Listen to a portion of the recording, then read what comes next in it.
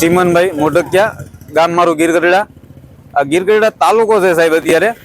પણ અત્યારે ખેડૂતની એવી સમસ્યા છે અત્યારે હાલમાં કે આ એક વખતની સમસ્યા નથી. હરેક વખતે એવું છે, જ્યારે ખેડૂતનો જ્યારે પાક વાવેતર થઈ જાય છે, જ્યારે એને સમયસર ખાતર જોઈતું હોય છે ત્યારે ખાતર મળતું નથી.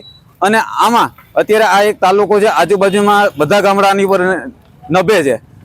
એમાં એવું છે તો સવારમાંથી લાઈનમાં ઊભા રહે છે, અમુક બપોર લગી ઊભા રહે છે તો ઘણાના વારા પણ નથી આવતા. અને એમાં બબે થેલી આપવામાં આવે છે. તો એના ખેતરમાં પૂરતું ખાતર પૂરું પડે એમ નથી. અને આ એક જંગલ વિસ્તારનો એરિયો છે.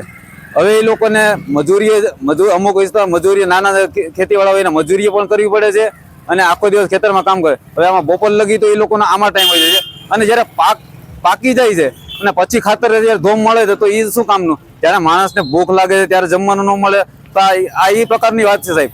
જ્યારે આ ઉરિયાની અછત અત્યારે દર વર્ષે એટલી થાય છે કે આજુબાજુના ગામડાના લોકો પણ આવે છે. અત્યારે એક ભાઈ છે વિઠ્ઠલપુરથી અહીંયા આવ્યા છે, બોલો અહીંયા કોડીનારથી છે ને અહીંયા છે ત્યારે ખાતર માટે આવ્યા છે. તો છતાંય જો એનો વારો આવશે કે નહીં આવે એ તો કોઈ ખબર નથી આમાં, પણ ખાતર મળશે કે નહીં એ લોકોને અત્યારે.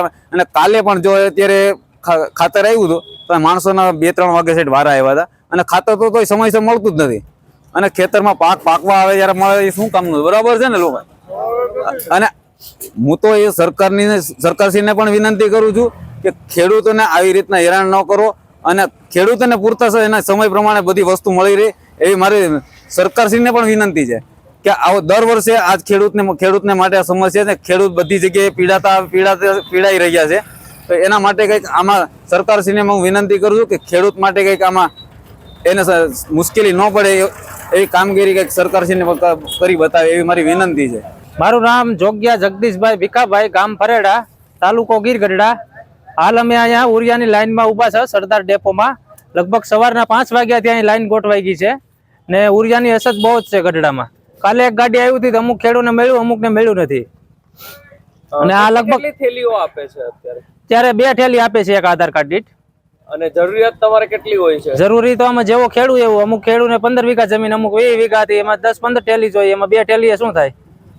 શું માંગ છે તમારી? આમાં અમારે ઉરિયા પૂરતું મળતું નથી. માંગ તો શું, ખેડૂત સરકાર કઈ ધ્યાન આપતી નથી આમાં.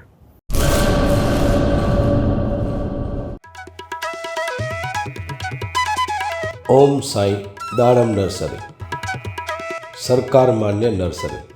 બાગાયત ખેતી કરતા ખેડૂતો માટે ખુશખબર.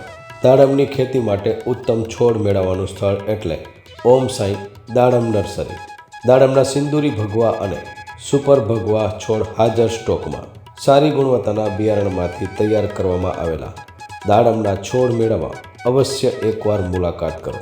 કચ્છ ગુજરાતમાં કોઈ પણ સ્થળે ડિલિવરી કરી આપવામાં આવશે. ઓમ સાઈ નર્સરી, અસ્તગામ, તાલુકો રાહાતા, જિલ્લો અહમદનગર, મહારાષ્ટ્ર. સંપર્ક જિગ્નેશ સેંગાણી 8469693569 તેમજ 999585263668. અર્પિત પટેલ 7041389359 તેમજ 9586383685.